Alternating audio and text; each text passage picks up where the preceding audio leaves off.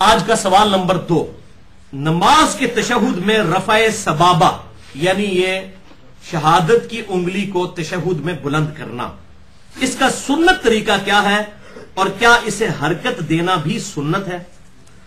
تو بھائیو اس حوالے سے صحیح مسلم میں اوپر تلے 6 احادیث موجود ہیں انٹرنیشنل نمبر کے مطابق 1307 سے لے کر 1312 تک، اور مشکات میں 906 سے لے کر 908 تک 2 صحابہ سے، ابن عمر اور ابن زبیر رضی اللہ تعالی عنہما، ان سے کہ نبی صلی اللہ علیہ وسلم جب بھی نماز میں تشہد میں بیٹھا کرتے تھے تو بیٹھتے ہی آپ صلی اللہ علیہ وسلم اپنی یہ درمیان کی انگلی اور انگوٹھے کا حلقہ بنا لیا کرتے تھے یوں، اور یہ 2 انگلیاں بند کر کے۔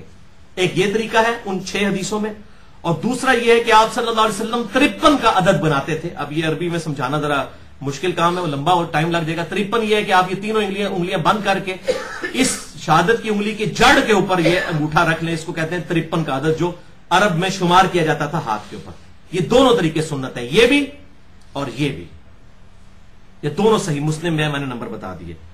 اور پھر آپ صلی اللہ علیہ وسلم تشہد میں بیٹھتے ہی یہ کر لیا کرتے تھے۔ اس سے یہ بات پتہ چلی کہ یہ بالکل باطل بات ہے کہ اشہد ان لا الہ الا اللہ پہ اٹھانی ہے، اشہد ان لا پہ اٹھانی ہے اور الا اللہ پہ گرانی ہے، یہ کسی ضعیف حدیث میں بھی نہیں ہے، صحیح تو چھوڑ دیں۔ بیٹھتے ہی آپ صلی اللہ علیہ وسلم یہ کام کیا کرتے تھے، اور اس حوالے سے جو فقہ حنفی کے بعض علماء کا یہ موقف ہے، سب کا نہیں لیکن بعض علماء کا یہ موقف ہے کہ یہ تشہد میں انگلی اٹھانا حرام ہے۔ دیکھیں، اور یہ پھر اپنے بابوں کے ایسے فالوور ہیں کہ شیخ احمد سرہندی، جنہیں مجدد الفسانی لوگ کہتے ہیں، المتوفا 1036 ہجری، انہوں نے باقاعدہ حرام کا فتویٰ لکھا ہے۔ اور یہاں پہ بھی جتنے نقشبندی مجددی ہیں نا، یہ تشہد میں انگلی نہیں اٹھاتے ہیں، بابا جی کو فالو کر رہے ہیں۔ اور پھر بریلوی مکتب فکر میں ہی غلام رسول سعیدی صاحب، اللہ تعالیٰ ان کی غلطیاں معاف فرمائے، میرے استادوں میں سے ہیں، دنیا سے جا چکے ہیں، اللہ تعالیٰ ان کو نیک کاموں کا اجر دے اور غلطیوں سے جو ہے وہ درگزر فرمائے۔ انہوں نے باقاعدہ پھر تقریباً 40 صفحوں پر مجدد الفسانی المعروف شیخ احمد سرہندی کا رد لکھا ہے شرح صحیح مسلم میں کہ ان کا عقیدہ بالکل باطل ہے۔ تو یہ بریلوی مکتب فکر کے سمجھ لیں اس دور کے سب سے بڑے محدث غلام رسول سعیدی صاحب، جو حال ہی میں فوت ہوئے ہیں، انہوں نے رد شرح صحیح مسلم میں شیخ احمد سرہندی کا لکھا ہے۔ تو وہ کہتے ہیں انگلی اٹھانا ہی حرام ہے۔ اب رہا مسئلہ انگلی سے، یہ تو ہو گیا انگلی کا اشارہ کرنا، یوں کرنا یا یوں کرنا تشہد میں، یہ تو اشارہ ہوا۔ اب دوسری چیز ہے انگلی کو حرکت دینا، یہ الگ سے چیز ہے۔ مسلم شریف میں حرکت کا ذکر نہیں، صرف اشارے کا ذکر ہے۔ تو اس میں یہ بات امپلائڈ ہے کہ ابن زبیر اور ابن عمر رضی اللہ تعالی عنہما نے آپ صلی اللہ علیہ وسلم کو تشہد میں اس وقت آبزرو کیا ہے کہ آپ نے صرف انگلی سے اشارہ کیا ہوا تھا، ہلا نہیں رہے تھے، یہی مطلب نکلا، ورنہ وہ کہتے کہ ہلا بھی رہے تھے۔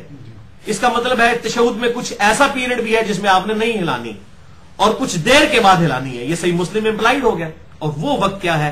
سنن ابی داؤد میں 957 نمبر، سنن نسائی میں 890 نمبر اور مشکات میں 911 نمبر حدیث ہے۔ وائل بن حجر رضی اللہ تعالیٰ عنہ کہتے ہیں کہ میں نے نبی صلی اللہ علیہ وسلم کو دیکھا کہ آپ جب تشہد بیٹھتے تو یہ درمیانی انگلی اور انگوٹھے کا حلقہ بنا لیتے، اور آپ صلی اللہ علیہ وسلم یحرکها ویدعو بها، اس کو حرکت دیتے اور دعا اس کے ساتھ مانگتے، اور دعا آتی ہے درود شریف کے بعد، یعنی دعا کی حالت میں اسے ہلاتے تھے۔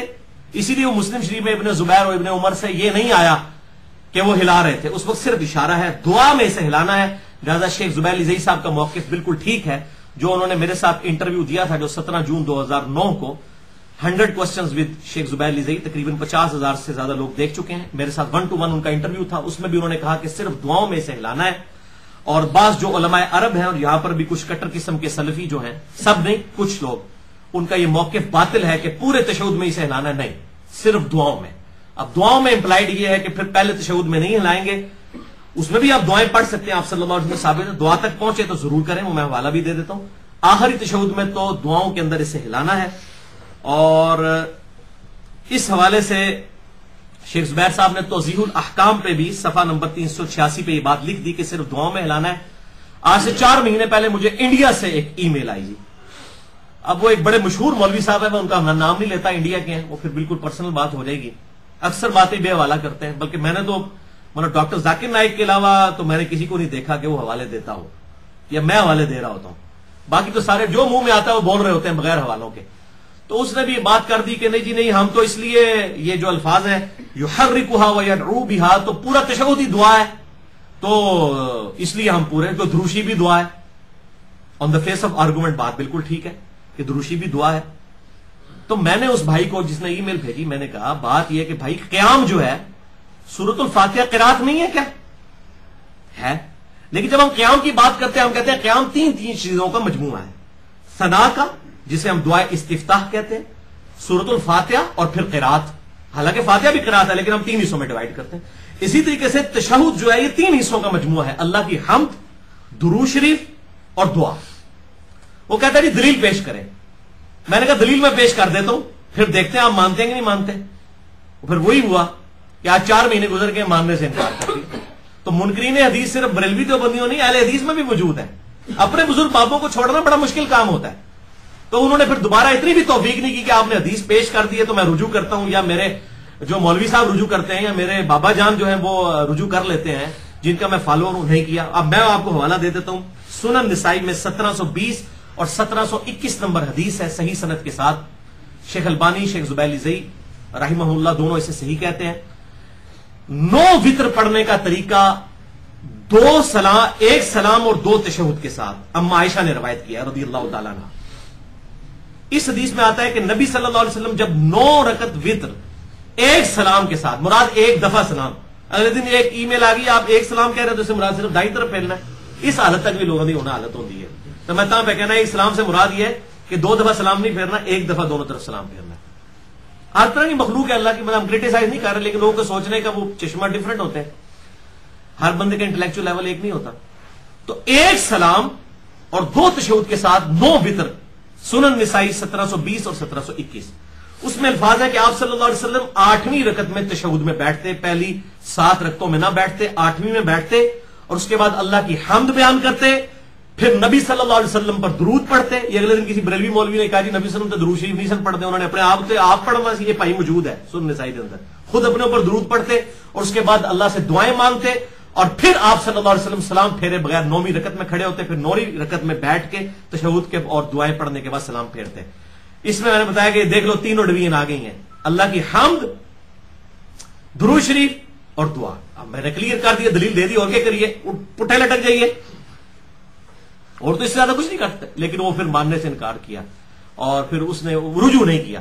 پل یہ ہے کہ وہ شرمندہ ہو کے بھاگ ضرور گئے، اس کے بعد انہوں نے بات نہیں اس موضوع کے اوپر کی. حالانکہ کہنا چاہیے تھا، جتنے وہ تمکنت کے ساتھ گرجے تھے تو اب پھر حق بات کو قبول بھی کرتے اور صحیح اہل حدیث ہونے کا ثبوت دیتے، غیر مقلد ہونے کا نہیں. پھر کہتے ہیں ہمیں گالیاں دیتے ہیں غیر مقلد. تو بھائی میرے جو ہے حدیث کو نہیں مانتا پھر وہ غیر مقلد ہی کہلائے گا نا، بلکہ ہمیں تو منکرین حدیث کہنا چاہیے ایسے لوگوں کو.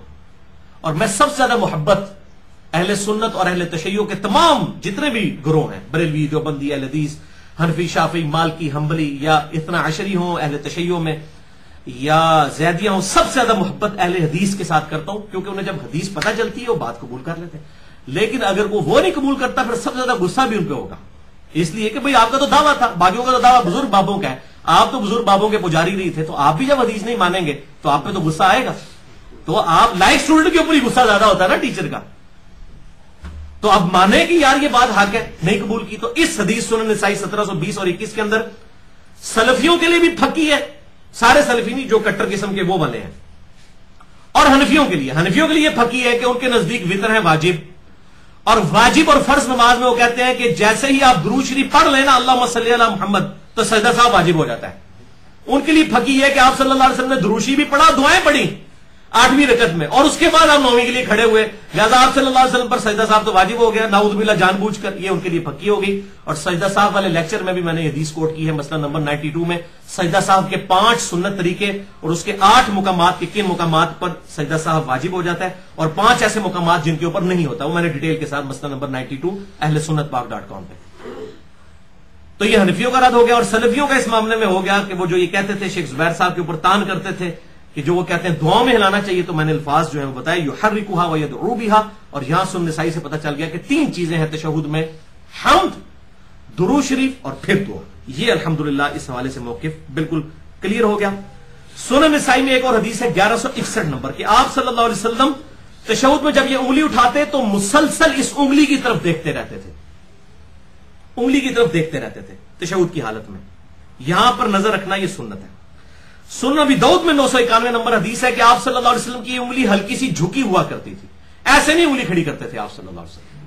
अच्छा, आप वो 53 का आदत बनाए, उसमें तो ऑटोमेटिकली झुक जाती है, इस तरह करने में ये ऐसे रहती है, इसको हल्का सा झुका के रखना है। सुनन अबी दाऊद 991 नंबर।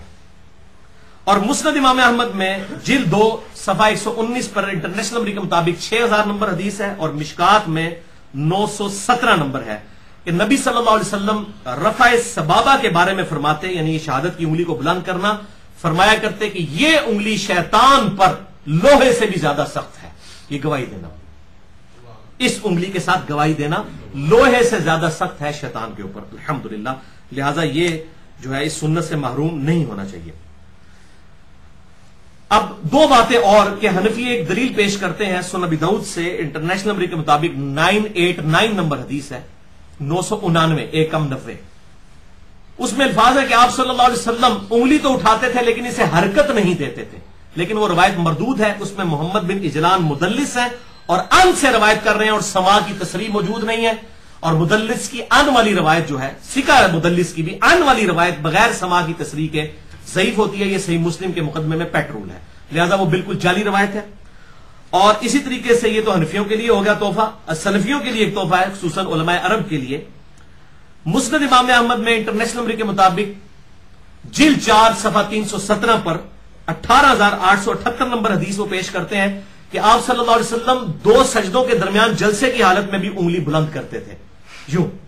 और यहां भी मैंने कुछ लोगों को देखा है, तो ये बिल्कुल जाली रवायत है। इसमें सुफियान सौरी मुदल्लिस हैं और अन से रवायत कर रहे हैं। और सुफियान सौरी नहीं तो अनुकूलना चाहिए, क्योंकि जामिया तिरमिजी में जो इब्ने मसूद की हदीस है 257 नंबर बगैर रफल यदैन वाली, वो ज़ईफ ही इब्ने मसूद की जो है वो इसकी सुफियान सौरी की तदलीस की वजह से। ये सेम हुक्म है इस रवायत के अंदर भी कि 2 सजदों के दरमियान जो है उंगली उठाना, ये बिल्कुल बातिल रवायत है, जाली रवायत है।